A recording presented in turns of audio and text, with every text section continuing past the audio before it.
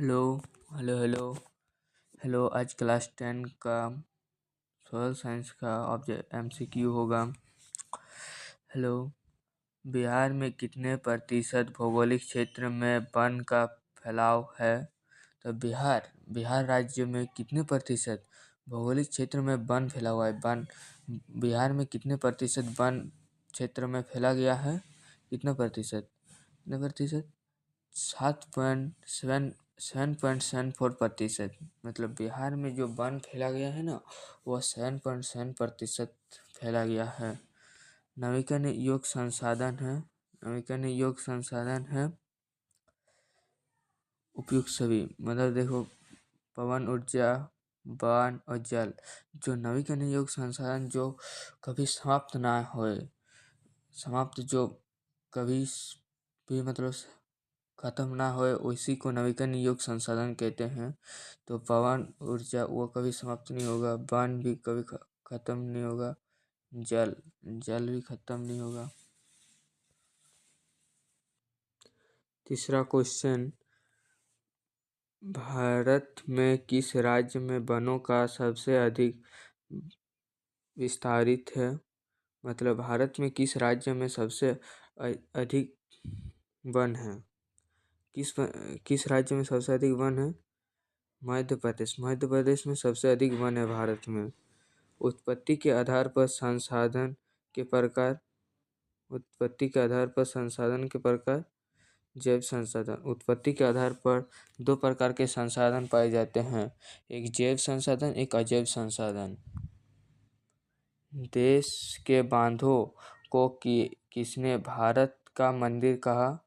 देश के बांधों मतलब देश में जितनी बांध है, भारत का मंदिर किसने कहा था? मतलब भारत का मंदिर वो किसने कहा था?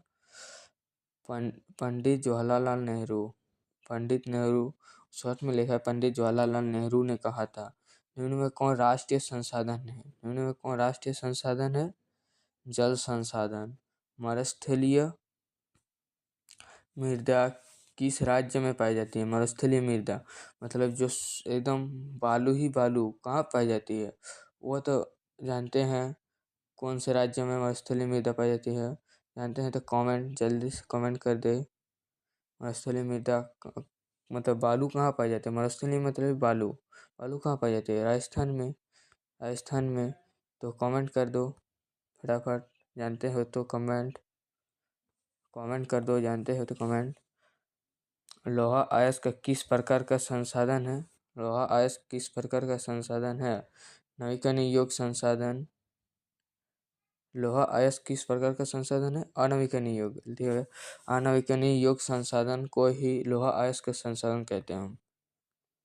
जो खत्म हो जाता है उसी को अनवीकरणीय योग संसाधन कहते हैं। किसी कमीशन में सत्तापोष ने विकास का आवेदन प्रस्तुत किया।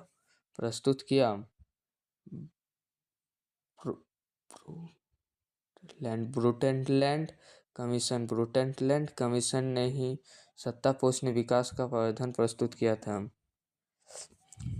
जवारी ऊर्जा किस प्रकार का संसाधन है? जवारी ऊर्जा मतलब किस प्रकार का संसाधन है? पुनः प्रति योग। भारत में 2001 में कितने प्रतिशत भौगोलिक क्षेत्र में वन का विस्तृत था? मतलब 2001 में भौगोलिक क्षेत्र में वन का विस्तृत था 19.27%। कितना था? 19.27% था।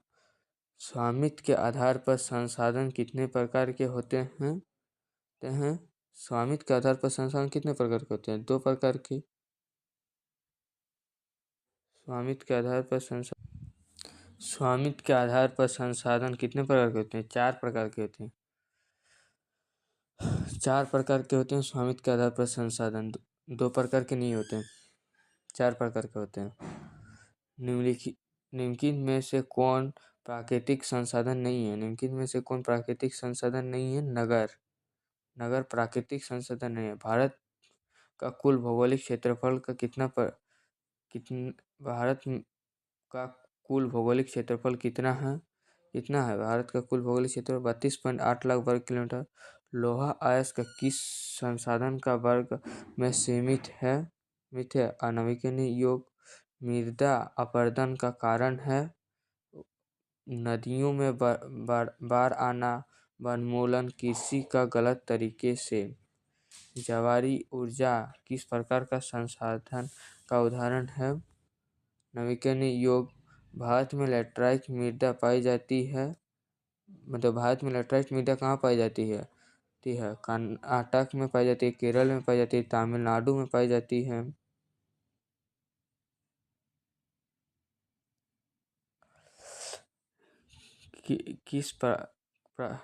किसी प्राकृतिक संसाधन का भंडार सीमित है। खनिज तेल से।